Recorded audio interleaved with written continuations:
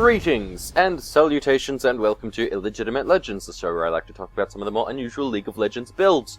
And this week, it is a build that is somewhat not as illegitimate as others, but at the same time, it's a build that really, it's just strong. It's just really, really good, and I haven't seen it in years. And that's not even over-exaggeration. Legitimately, it has been a year, at least, since I've seen Soraka middle lane. Which is a shame, really, because she's very, very good at it.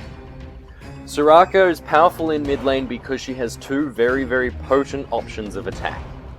She either has a no mana cost, fairly long cooldown, very long duration silence in the form of Infuse, which is typically used to give your allies mana, but does wonders against enemy mid-caster champions. Go figure, it's one of the longest silences in the game. Or you have Starcall, which is massive AoE, fairly low damage, but it's only got about a 2-second cooldown. And it also decreases the enemy's magic resist, meaning each subsequent blast from it deals more and more damage. Like I said, you've got a lot of options here. You can either go early game straight into some AP or straight into some health, either works, and go straight for a very aggressive opening build, opening strategy. Basically, get close to the enemy, stay close to the enemy, and rain stars on their face. You want to make your main attack about level 2, but for the most part, look at getting poke in whenever you can. Use your minions to stay safe, because God knows a lot of mid champions are skill shot based. Not all of them, but enough. And about level 2, you've got Infuse, that's that extra burst of damage, also that Silence to prevent counterattacks for a short period of time. That is the aggressive opener, works best against really squishy champions, and champions that don't have crowd controls of their own to stop you. For this purpose, you want to be taking Ghost and Ignite. Hopefully the enemy doesn't have Flash. If they do, they're gonna get away from you, even if you carry Flash yourself. It's just not going to help as much as you need it. This attack is very strong, can leave the enemy mid lane crippled for life, because every time they come back, you are stronger, you've got more farm, more levels, and you can rain even more potent star calls all over their face. Your other option is more of a defensive play. You take Infuse and poke like hell with it, because it's a fairly long range ability, but don't actually go for the kill, because you're not going to get it. Unless you rush in with, say, Ghost or Flash, pop Ignite and start star calling as well, you won't get the kill, because Infuse has a very, very long cooldown. But against squishy champions or champions that have very powerful CC that you don't want to get close to, say Annie, Morgana, that sort of champion, it's better to have the range and the silence than it is to be risking yourself all up in their face, raining the stars on their head.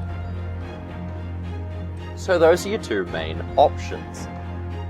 Typically, Soraka has a lot more health and armor than she appears to have, because she's got two very powerful heals, and once you hit level 6, feel free to cast your ult for yourself or your teammates. Assists are delightful in that regard. Healing yourself when you're capable of healing yourself, that's going to be your main expenditure of mana. Both Starcall and Infuse have very, very low costs, Infuse having none. But because you can no longer cast Infuse on yourself, you can't heal yourself.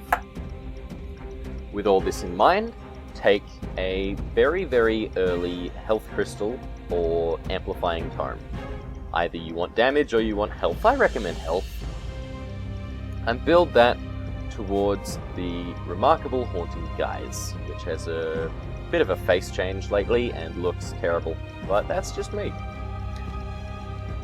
Immediately build this into a Leandry's Torment, because that synergizes with Starcall to a stupid extent.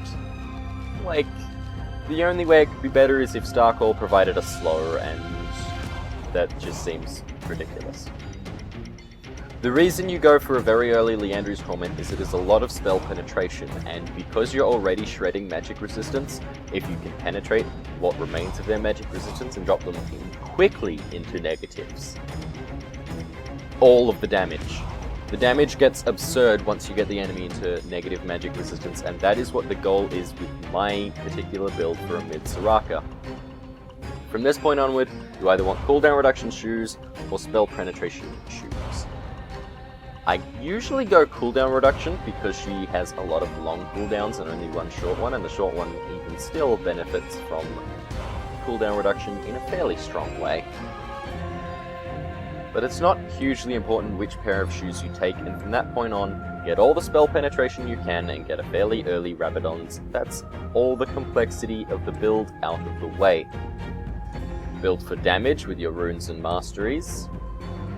Basically, that's kind of what you want. If you're finding you're too squishy, look at sustainability instead. Look at health, primarily. Because you have your own heals and you've got your own armor buff in the form of your heal, you don't need to spend so much time looking after your health regeneration. You need to spend time looking after your maximum health, making sure you've always got enough mana to pop both your ult and your heal, preferably at the same time. The weaknesses of this build is that Soraka's ratios are terrible. Utterly abysmal, and building a lot of AP won't get you very, very far. Yes, Starcore will reach about 400 damage per shot with the magic resistance shredding, and you will have about 40% spell penetration, something absurd like that, so you can't expect any tankiness to fight, to be a good counter to what you've built. But your abilities won't actually do all that much. Infuse in particular falls off heavily into the game. And your heals, this is the thing. Because her ratios are shit, nobody builds a support Soraka heavily AP, because the heals, it's not worth the AP, but because you've played mid, and because you've used the AP to get yourself very aggressively ahead of the opposition, then you can use that very powerful AP to turn into a super healer.